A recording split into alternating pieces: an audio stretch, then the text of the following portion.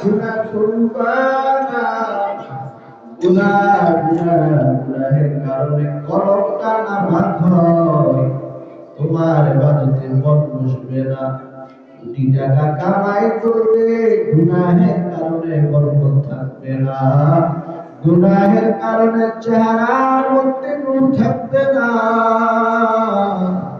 গুনাহ তোমার স্ত্রীর মহব্বত থেকে তোমাকে আলাদা করে দিবে, ওরে মুসল্লি ইমাম থেকে দূরে করে দিবে।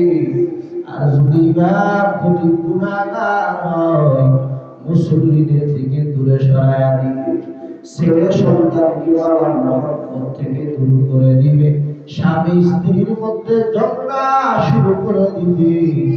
আর দুনিয়ার মধ্যে যত বিপদ মানুষ সম্মুখীন হয়, আর একমাত্র কারণ হলো মানুষ গুনাহের মধ্যে লিপ্ত। সে কারণে এত বিপদ, অসুস্থ যায় না, টাকা পয়সার মধ্যে বরকত থাকে না, চেহারার মধ্যে কোনো নূর নাই, মানুষ দেখলে তাকে সম্মান দেয় না, সালাম পর্যন্ত দেয় না। আর একমাত্র কারণ হলো বান্দা গুনাহের মধ্যে লিপ্ত। সেজন্য রাসূল বারবার বলেছেন, উম্মতেরা গুনাহ করবা না। আর যদি নফসের দোকায়, শয়তানের দোকায় যদি গুনাহ হয়ে যায়, তওবা করতে দেরি করবা না। তাহলে মালিকের নিকট তওবা করা, রাসূল 1 নম্বরে বলেছে গুনাহ করবা না। 2 নম্বরে বান্দা শাবান মাসে বেশি বেশি করে তুমি নেক আমল করবা। যারা নামাজ পড়ো না, নামাজ আসো, নামাজ পড়ো, আল্লাহর খুশি।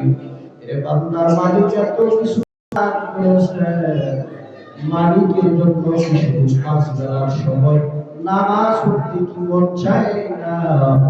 আল্লাহ পাক আর কিছু চাই না, শুধু বান্দা আমার গোলামি করো। আল্লাহ বলে, আসমান তো, জমিন তো, গাছপালা তো, সারা পৃথিবী তো, তুই শুধু বান্দা আমার কাছে একটু সিজদা দাও, আমি রব তোর কাছে আর কিছু চাই না। তাহলে শাবান মাস থেকে আমাদের অর্জন, গুনাহ করবো না। গুনাহ যদি ছোট হয়, গুনাহ ছাড়বো, আর যদি নেক আমল ছোট হয়, নেক আমলকে আঁকড়ে ধরবো।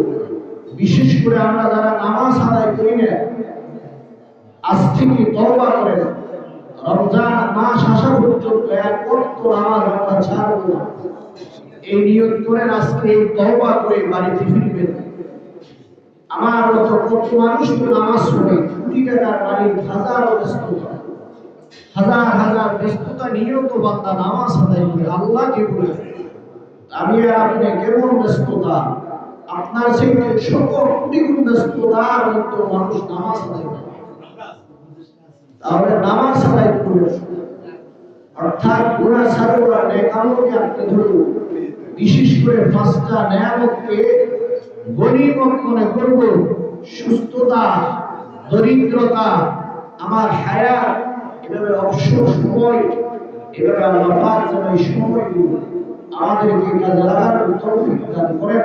শাবান মাসের যেন সম্মান রক্ষা করতে পারি, রব যেন আমাদেরকে রমজান পর্যন্ত হায়াতকে বাড়ায়া দেন। ওয়া আখির দাওয়ানা আনিল হামদুলিল্লাহি রাব্বিল আলামিন।